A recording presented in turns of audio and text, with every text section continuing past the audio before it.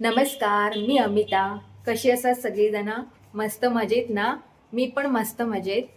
आज नवीन वर्षाची सुरुवात असा तर म्हटलं तुमका सगळ्यांका शुभेच्छा देऊया आणि थोडासा माझा रुटीन तुमका शेअर करूया.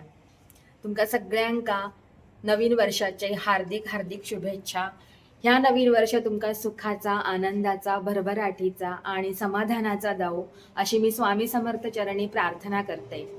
ह्या आजचा आपला काय इंग्लिश नवीन वर्ष असा, पण आपण आपल्या रुटीनमध्ये ह्या कॅलेंडर वापरतो म्हणजे वापरतो. हिंदू धर्माचा जा नवीन वर्ष सुरू होता त्या कधी सुरू होता सांगा? गुढीपाडव्याक सुरू होता. आपण जवळजवळ संपूर्ण आयुष्यासाठी पूर्णपणे इंग्लिश कॅलेंडरच वापरतो.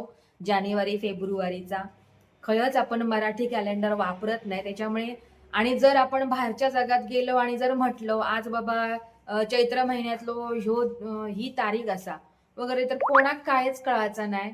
त्याच्यामुळे ह्या इंग्लिश कॅलेंडर जर आपण वापरतो तर आपल्यासाठी पण तितक्याच महत्वाचा असा माका वाटता. हिंदू धर्माचा जर आपण कॅलेंडर कधीच वापरत नाही, म्हणजे आपण पंचांग वापरतो, पण त्या पंचांगाचा वापर फक्त आपण पूजेसाठी वापरतो. काही रोजच्या आयुष्यात आपण वापरत नाही.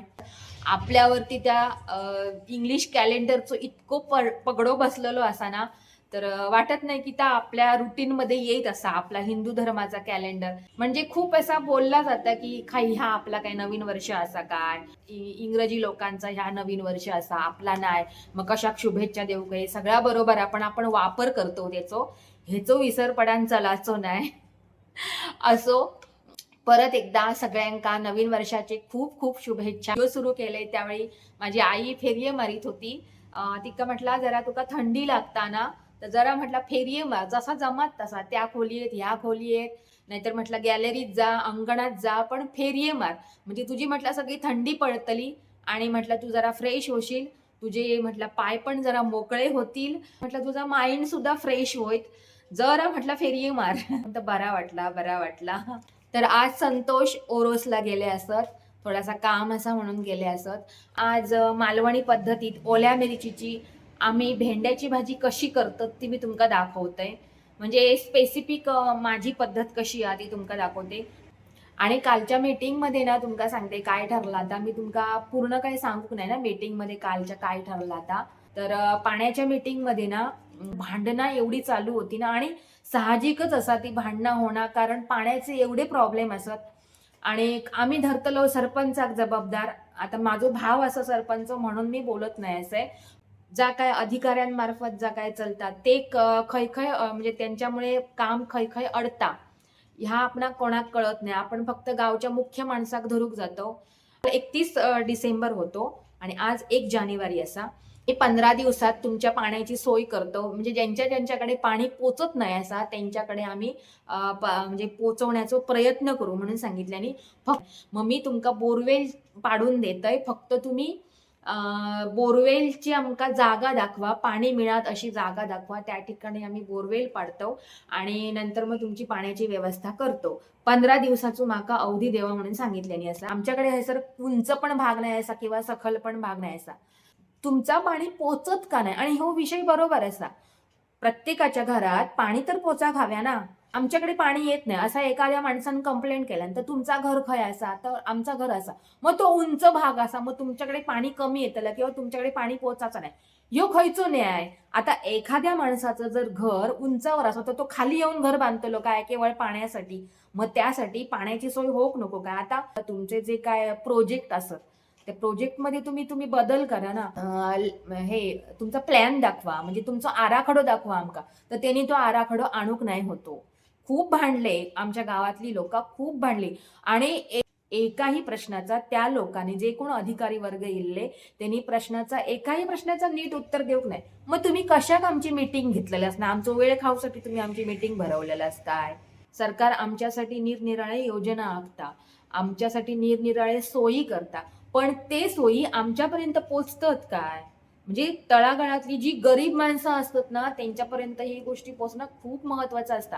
आता मी हैसर इलय रवाक आणि म्हणून मी माझ्या आई बाबांच्या बाबतीत खूप प्रॉब्लेम सॉल्व्ह केलंय.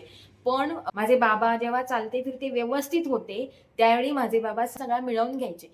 पण माझ्या वडिलांचा थोडासा वय झाला आणि त्यांची हातपाय म्हणजे थोडासा वय झाला, त्यांना चालणं फिरणं सतत ग्रामपंचायतीमध्ये हे सगळे गोष्टी त्यांना जेव्हा झेपणत ना, त्यावेळी पाणी आमच्याकडे यायचं नाही इकडे व्यवस्थित. आणि आमची जी विहीर होती ना, ती आमची विहीर मार्चमध्येच आटायची. मार्चमध्ये आटल्यानंतर आमका पूर्णपणे ग्रामपंचायतीच्या पाण्यावरती अवलंबून राहायचा लागायचा. आणि ग्रामपंचायतीच्या पाण्याचे प्रॉब्लेम 8-8 दिवस, 15-15 दिवस ग्रामपंचायतीच्या पाण्याचे प्रॉब्लेम व्हायचे. मग माझ्या म्हाताऱ्या आई-बाबांसारखी माणसा पाण्याची खैसून सोय करतली ना, खैसून सोय करतली. आमच्या विहिरीत तर पाणी नाही. मग अशा वेळी माझी आई खैसून खैसून पाणी भरायची, कोणाकोणाक सांगायची जरा मका हे 2 हांडे आणून दे. बाबा पैसे देऊन कोणाक तरी, किंवा आम्ही मग ज्यांच्या विहिरीमध्ये वगैरे पाणी असतात त्यांच्या विहिरीकडनं आम्ही पाणी घ्यायचो आणि आमची टाकी भरायचो. ती एक टाकी आमची त्यावेळी 700 लिटरची टाकी होती. ती 700 लिटरची टाकी माझी आई 8-8 दिवस पूर्वी आणि त्या लोकांकडून घेतलेला पाणी. एका आमच्या इकडे रगजी काका म्हणून असत, त्या रगजी काकांनी प्रश्न केल्याने त्यांका पाईपाचा माप सांगितल्याने या अमुक अमुक मापाच्या पाईपावरती तुम्ही किती कनेक्शन देता, तर 14 ते 15. मग 14 ते 15 मग त्या पाईपावरती तुमची 40-40 कनेक्शन असत. मग त्याचा पर्याय काय, तर त्यांनी सांगितल्याने दुसरी पाईपलाईन टाकू होई. दुसरी पाईपलाईन आमच्या इकडे खयच नाही असं, म्हणजे अधिकाऱ्याने सांगितल्याने दुसरी पाईपलाईन टाकू हवी म्हणून. मग दुसरी पाईपलाईन खय असा, दुसरी पाईपलाईनच नाही असा. एका पाईपावरती 10 कितीतरी जणांका पाणी दिला जाता, 40-50 जणांका एकाच पाईपवरती. मग जो कोण शेवटी असतात किंवा जो कोण उंचावरती राहतात त्याका पाणी कसा पोचतला. आणि हे सरकारची योजना समजला, हे सरकारची योजना आपण ह्या लोकांका निवडून देतो. एखादो शेतकरी इतको पाण्यासाठी खस्ता खाता, तुम्ही तिकडे एसीत बसतास आणि लाखो रुपयांनी तुम्ही पगार घेतास आणि आमच्यासारख्या साध्या गरीब जनतेत तुम्ही असा डुबाडतास. आमच्या करातून आम्ही जो टॅक्स देतो प्रत्येक वस्तूवरती, अगदी छोट्याशा टाचणीवरती पण टॅक्स असता. मग ते सगळे तुम्ही पैसे सरकारला पोचतात आणि त्याच्यावरती तुम्ही पगार घेतास आणि आमका सोयी तुम्ही अशा पद्धतीने पुरवतास. हा, खरोखर बोलण्याचो ह्यो खूप मोठा विषय असा. मनातला माका काहीतरी माका मांडूचो होतो ह्यो विषय, तो मी तुमका सांगितलंय. असो तर चला आपण जरा भेंड्याची भाजी करूया पटकन. तर मी कढईत आता तेल ओतलंय आणि भेंडे पहिले आपण भाजून घ्यायचे असत. तेलात थोडेसे आपण भाजून घेऊया भेंडे.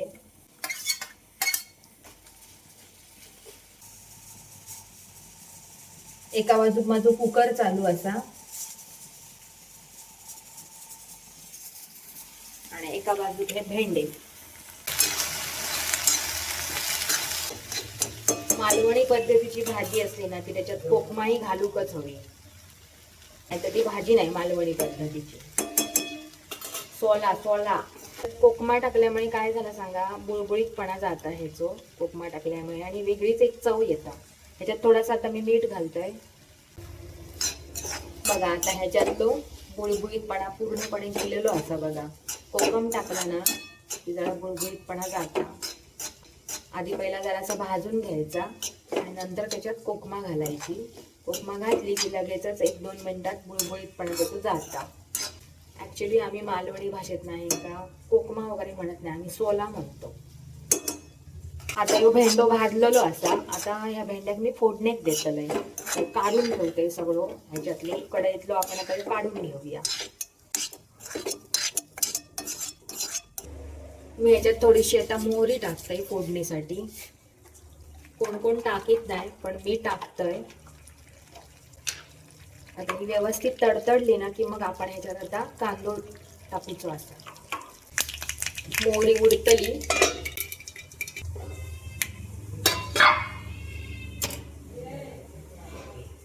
आता ह्याच्यात आपण कांदो घालूया, मिरची आणि कांदो. या भाजीत थोडंसं कांदो जास्त घातलो ना तर छान चव येतात.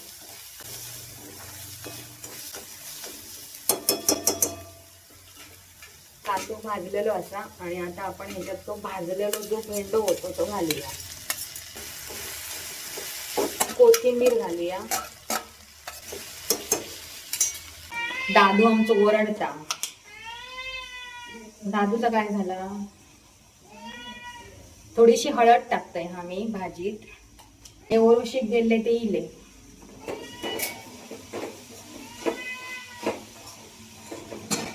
हळद टाकल्यानंतर भाजी बघा कशी दिसता.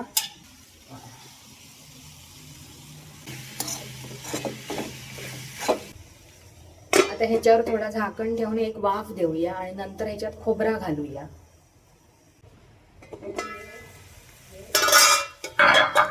चला ह्याच्यात आपण आता खोबरा घालूया थोडासा चवीपुरता. कमी जास्त आपण करू शकतो. कोण कोण घालत सुद्धा नाही घातलं तरी पण चालता. छान लागतं ही भाजी. पण मालवणी पद्धतीचं जेवण घातल्यानंतर त्याच्यात खोबरा हवंच, नाही तर जेवण नाही.